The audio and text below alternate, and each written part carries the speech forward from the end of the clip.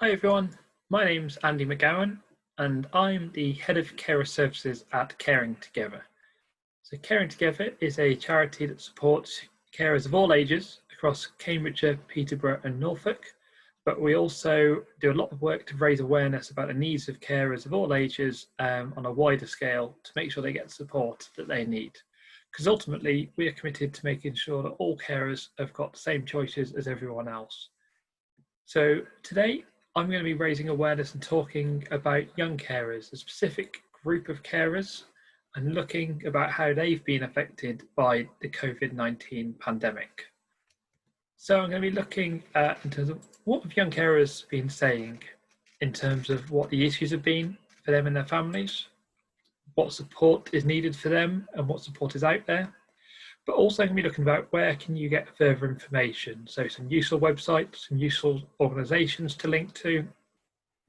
And then I'll leave my details at the end. So if you've got any questions, if you want to find out some more about what support might be available, or you want to discuss anything that I've mentioned in this talk today, you'll have my email address at the end of these slides. So please do get in touch as well. If you're watching this on the Facebook page, then you can also leave your questions beneath, and then Different Strokes will get in touch with me to send me on your questions. But before I start going on to what young carers have said, I want to start with a bit of a controversial statement, really, in terms of actually, have young carers been forgotten during COVID-19? And the reason I put this up there isn't to be controversial, it isn't to put the cat amongst the pigeons, it's actually because when I first met with a group of young carers virtually on Zoom during lockdown, this is actually what they said to me that they felt like. And the reason that this group of young carers said this to me, so I remember speaking to a young person called Lisa, and Lisa said, well, the thing that makes me feel like I've been forgotten is to clap for carers on a Thursday. So Lisa and her family, they were out there, they were clapping, they had the pots and pans. But what Lisa was saying, and I couldn't disagree with her really, was actually the clap for carers when it first started was called clap for carers, but actually it was a clap for health workers. And then it translated into a clap for health workers and care workers and those working in social care. And it took a long while before people started thinking about unpaid carers out there, about young carers. I remember Lisa saying to me that she was not challenging the fact that health workers for the NHS and that care workers, those working in care homes, have had a really tough time. It's been a really difficult time for them and their families during this COVID pandemic. But what Lisa said was actually for those workers, no matter how hard their shift might have been, they can go home, or if they're not going home, they can go back to their accommodation.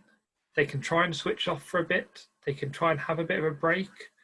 Whereas for Lisa and for other young carers in her group, they were saying they didn't have that option. Actually, they didn't have that clocking out time, that time when they were off shift.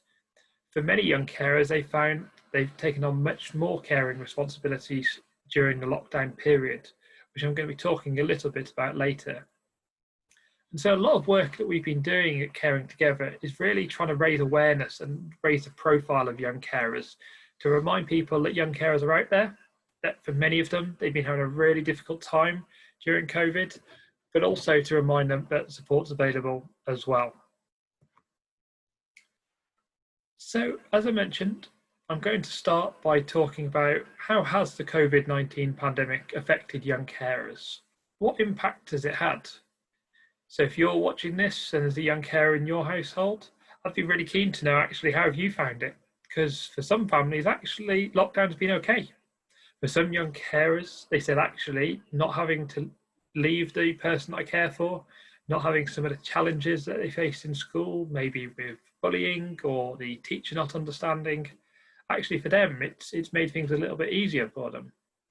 But we do know for lots of young carers out there, and we know there's around about 700,000 young carers in the country, many of them have had a really tough time during the COVID-19 pandemic and as a result of the lockdown restrictions. So I'm going to talk a little bit about what we've seen through some of our surveys, what national research has shown, because hopefully some of this might resonate for people who are watching this and just to really remind young carers actually that they're not alone at the moment, and that they never are, and they never should feel that way. So way back when, it seemed a lifetime ago, back in about April, we did a survey of young carers as well as other carers to find out actually what's it like for them in lockdown. How has COVID-19 pandemic affected them, and what are the issues that they're facing? And as you can see on the screen, it's had a really big impact, particularly on the mental health of young carers. And we know that young people can often have challenges with their own mental well-being at the best of times. So for us at Caring Together, this is really, really worrying about the impact that it's had on them. So you can see here that 80% of young carers said they felt more lonely or isolated. And when we spoke to them about it, they were saying for some of them, it was that they weren't able to see their friends. And even if they were able to join in virtual sessions, whether it's on Zoom or Teams or anything else that's out there, even if they're keeping in touch on WhatsApp or on Instagram or Snapchat or anything else like that, the key thing that he said to us is it's not the same as seeing someone in person. The fact that actually when I'm at my young carers group, when I'm seeing my friends at school, if I've had a really difficult day, I can have a hug. And for some of the young carers, that's what they were really missing, was just that human contact with their friends and with their support networks as well. And as I touched on earlier, lots of young carers have seen that their caring role has increased at the moment. So you can see one of the quotes that I've put down there that came from the survey as to actually what it's been like.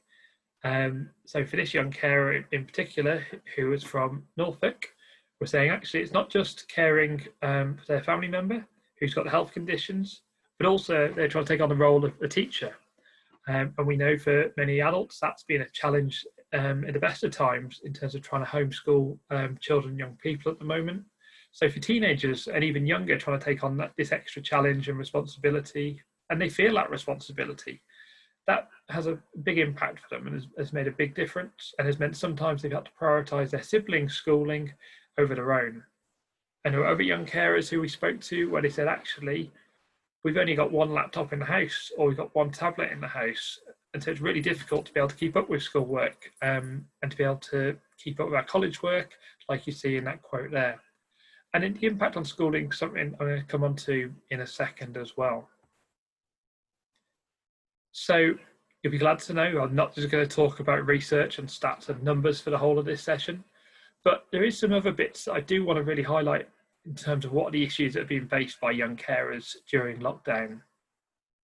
So we partnered up with a researcher called Dr. Kate Blake-Holmes from the University of East Anglia to do some research on young carers, because similarly to what I said about the young carer earlier on, actually, when you look at research out there that was out there at the start of lockdown, some of it was talking about carers, some of it was talking about children, but it wasn't talking about young carers. It wasn't looking at what are the challenges specifically being faced by this group of young people who've got these extra responsibilities. So we worked with the UEA to do this piece of research. And what that found is, as you're probably not surprised, is many young carers have faced increased pressure and stress, partly caused by the restrictions of lockdown, but also because they found their caring responsibilities have increased.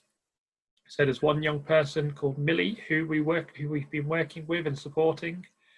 The challenge Millie faced is actually she was caring for her dad, who she was living with, but also her uncle and granddad, who lived in another house across the other part of town. And normally they'd have a care worker going in to provide that support to them.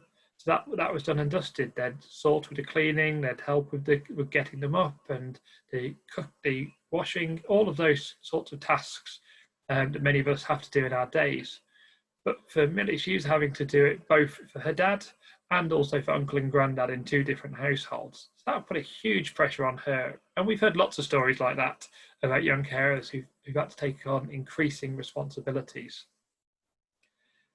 At Caring Together, we're part of a wider, in terms of chain of organisations called Carers Trust, who are the national carers organisation and do a lot of work around young carers. And they did a survey last month, which had about 900 young carers respond. And as you can see, this really highlighted some of the other impacts that has been faced by young carers during the pandemic. So I talked about loneliness and isolation earlier, and it's not surprising that actually a significant number of young carers are saying they feel less connected to others since COVID. I think what's really interesting to me is that actually during COVID, there's probably been more support available to carers, to people generally, whether it's through volunteers, through the NHS, volunteer responders, whether it's through local authorities, putting in place support for those who are shielding, of which is relevant for lots of young carers. But what young carers said is also similar to what we'd heard from adult carers, actually, that they didn't feel that there was that support available, or if they did, they just didn't know where to turn or who to go to find out about what help was available for them. And the other big concern that we've got, and again, this might be familiar for those of you who are watching this, is actually the impact on education for young carers. So as a charity, we know that young carers' education was already affected before COVID came along. So their attendance, their attainment at GCSE, their likelihood to get into college or into work was significantly lower than non-young carers. But actually what we've seen is a real concern that the Covid-19 pandemic has had a massive impact on their ability to take part in home learning, to access support from their teachers when it's available, or even to take part in even revision and accessing materials that they need. So that's been highlighted through our surveys and through speaking to young carers, but also the survey done by Carers Trust has shown that as well. And also some research by the NFER has also really highlighted this issue of young carers not being able to take part in schooling. So I know we're in the summer period right now. Technically it's the summer holidays, but it doesn't really feel like that for most of us right now, particularly not for young carers. But actually for us, a real concern is about what's going to happen in September for young carers. And so if you're a parent out there watching this who's got a young carer in your family, wondering about what to do about going back to school, I'm going to talk a little bit later about some of the top tips that we've got around that going back to school and things to be speaking to your school about and to be aware of. So as I said, I'm not just going to talk about in terms of statistics and numbers. I'm really keen to give you some hopefully useful information about what support young carers can access right now. Because as I mentioned, there is a lot of support out there. And the key message I want for any young carers is to know you're not alone and there are people out there who want to help. So I think the starting point I really want to start with is a young carers needs assessment. So some of you may have heard about this, some of you probably won't have heard about this, but a young carers assessment is something that every single young carer in the country has a right to. So it doesn't matter who they care for. So it could be a brother, it could be a sister, it could be their mum, it could be their dad, it could be their auntie or grandparent. It also doesn't matter how much care they're providing. So if they're only providing a couple of hours a week or if they're providing 90 hours a week, every young carer has a right to an assessment of their needs under the Children and Families Act. I'm not going to bore you with all the legal details of which clause and which bit of it in particular. If you do want to know, there's a lot of information online if you just Google Young Carers Needs Assessment. But also, as I said, at the end of this talk, my email address will be up there. So if you do want to find out which clause it is and where the specific details is, do get in touch and I'll be more than happy to send that across to you. So in terms of a young carer's needs assessment, as I mentioned, that's a legal right. So every young carer has that right from the local authority. How it works in different areas will differ, as is often the case. So in some areas, it's done by the local authority themselves. So that's the case in Norfolk where we're working. But in other areas, it's done by young carers organisations as well.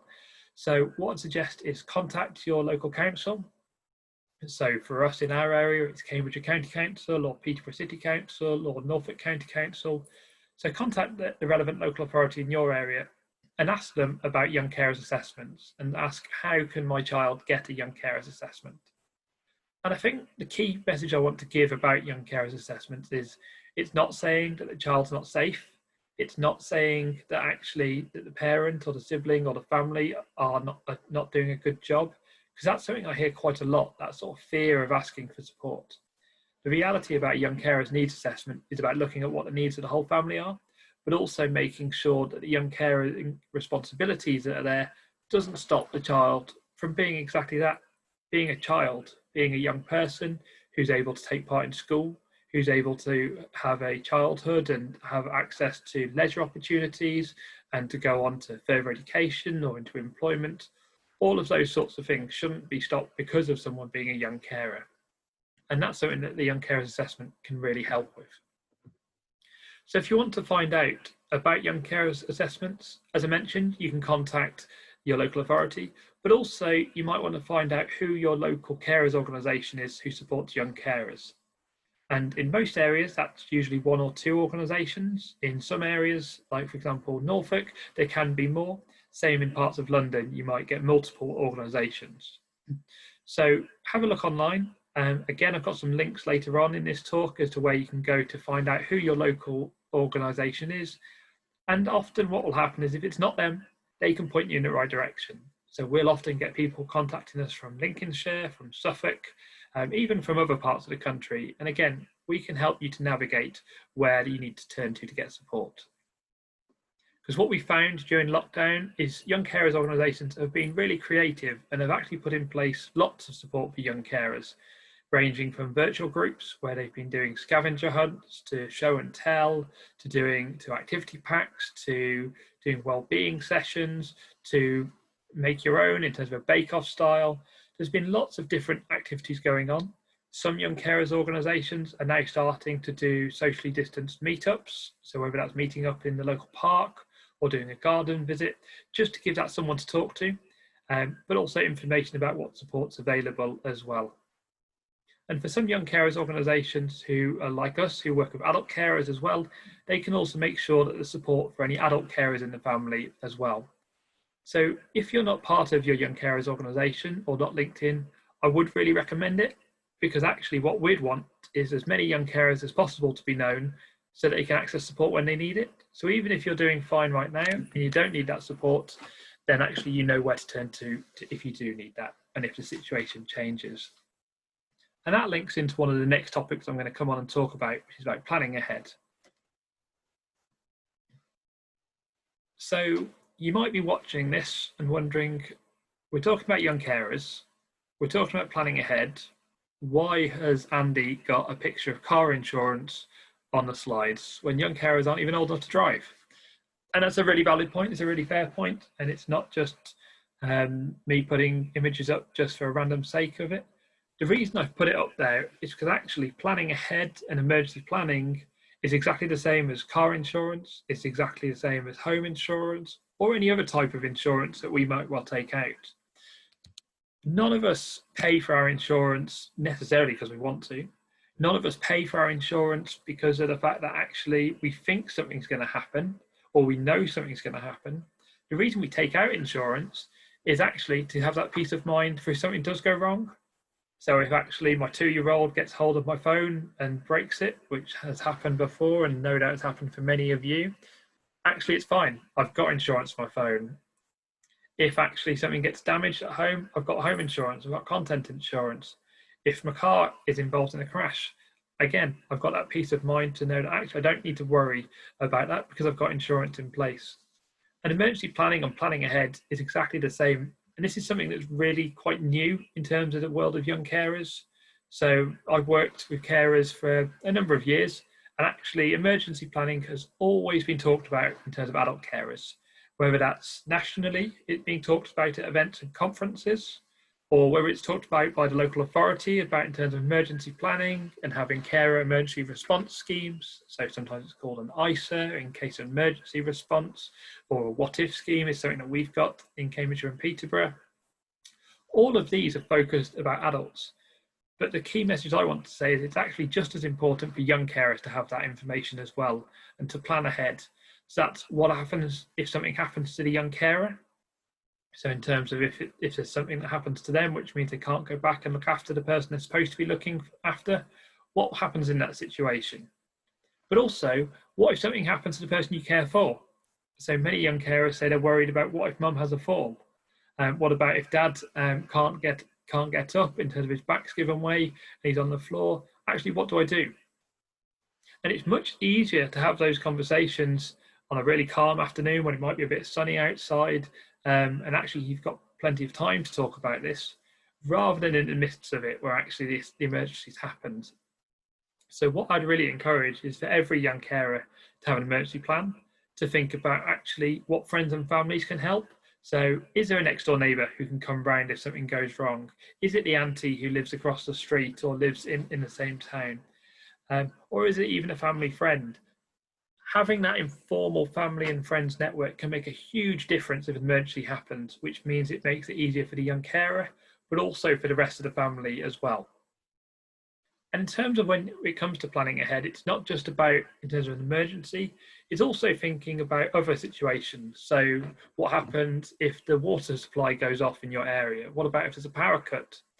I know on a sunny afternoon in August, it's probably not as relevant about power cuts, but as we start to go towards autumn, actually it is something to be really useful to know about. Many electricity and utility suppliers do have schemes in place where there's someone with a health condition. So actually, that's something where you can register to be on the priority register in the case of a power cut or in case of the water being cut off. So again, this is something I'd really recommend people to look into, whether it's a young carer or an adult carer, because it can make a real difference. So you know exactly what you're going to do and what support's available before it even happens. And as I mentioned earlier, that planning ahead also extends to going back to school. So I talked earlier in my talk about the impact on education for young carers, both pre-COVID and during COVID. And so it's going to be really important to know actually what support is in place for any young carers going back to school in September. We think at this point in time it will be September, but of course you can never quite be sure. Who knows what might well happen around the corner, whether it be locally or nationally. So what I want to do is just go through some top tips that we've got at Caring Together to really try and help you think about making sure that transition back into school is as smooth as possible. Because for some young carers, it'll be really positive them going back to school. They get to see their friends, they get to catch up on schoolwork, they get to have that support from their teachers and the pastoral system. But for other young carers, when they've been not separated from the person they care for 4 months potentially, it can be a real source of anxiety. So I think my starting point is to say, to find out what support your school has in place for young carers. And if it's not easily to find, I'd challenge them. Ask them, what support have you got for young carers? And what support will you be providing for young carers in September? And if they don't know what support they've got or don't know what support might be useful for them to put in place, put them in touch with your local carers organisation. So we've got a carer-friendly tick award scheme for schools and for colleges.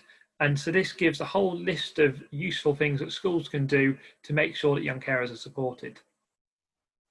But I think in order for schools to be able to support young carers, they actually need to know that your child's a young carer in the first place. And something that came up from the research with UEA is actually a really important point to try and make sure that as many people are aware as possible if there's a young carer. And it goes back to what I said before. It's much better to have that support in place and know what is available before it's needed, rather than trying to scramble around for support when actually things are going a bit difficult and things are quite tough for the family. So if your school doesn't already know your child is a young carer, I would really recommend to actually speak to, whether it's the pastoral lead, whether it's their form tutor, their head of year, their class teacher, the head teacher. It depends on the size of the school and their setup as to who to speak to, but do let them know so they can make sure that they can provide support as well. And one of the other recommendations that came out of the research that we did with UEA and Dr. Kate Blake Holmes is about actually we want every young carer to have an individual plan for when they go back, because no young carer is going to be the same. Just like none of us are the same, none of you watching this will be in the same situation. So the challenges you face will differ depending on what's been going on. So encourage the school to put together an individual plan. If you want any advice as to what sort of things that might include, my contact details will be at the end, because this is the sort of thing we've been doing for young carers in the areas that we support as well. But it might be things about having access to a phone. It might be thinking about how they're going to get to school. It might be about what catch-up they're going to need to help them catch up with work. It might be around making sure if they're eligible to free school meals, that that's all in place. It could be emotional and well-being support. There's lots of different issues that are going to come up for young carers, but that plan should be tailored to what they need as well. And as I mentioned before, we've got a carer-friendly tick award scheme for schools and colleges. And so find out if your school has signed up to either the local scheme that your Young Carers organisation might have, like ours, or if there isn't one in your local area, encourage the school to find out about the Young Carers in Schools programme. And that's an accreditation scheme run by Carers Trust and the Children's Society on a national basis. And again, this is a programme designed to help schools to identify and support young carers. And there's loads of resources available to schools to do it. All of these schemes are free of charge, but it is really important that actually every school has systems in place to identify and support young carers. And I think if your school isn't being proactive, don't be afraid to challenge them. Say, actually, we know schools that are doing this, that are doing that. What are you doing for young carers to make sure that they can attend school and that they can succeed as well? So I'm just going to finish my talk today by giving you some tips and information as to where can you go to find out more if you do want more support as well. I've mentioned the Carers Trust and the Children's Society. They're two national organisations who are doing a lot of work around young carers at the moment, both in terms of raising awareness, but also making sure support's available as well. I've given a couple of stroke-specific organisations, obviously different strokes are the organisation who invited me in to do this talk, so I'm really grateful for this opportunity. But you've also got the Stroke Association as well, who's got some information on their website. And finally, the Covid-19 guidance from the government for young carers, which is aimed at young carers. It came out in July, so about a month ago. So some of it is looking forward, some of it's about general reminders about what you can do to keep yourselves and your family safe. But if you do want to have a look at it, that guidance is in that link, which will be made available as well. Again, if you Google the government COVID-19 guidance for young carers, it will bring it up for you if you need it. But I've got some specific links on the screen here. So if you have a look at the second one there, that's from the Children's Society. So they've got a specific website full of resources and useful links and information for young carers, particularly around well-being and how to maintain and support their own well-being, but also to promote the voices of young carers. So do check that out.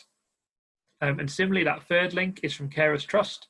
And if you go onto that, they've got a whole range of different websites and different links, ranging from the Mix to Young Minds to Samaritans. There's a whole load of useful resources on there, all in one place. So I would really suggest having a look at that to see what support's available. And then the final one, which is a new resource and support that's come to my attention during pandemic, so I'd never heard of it before we started COVID-19, is COOF.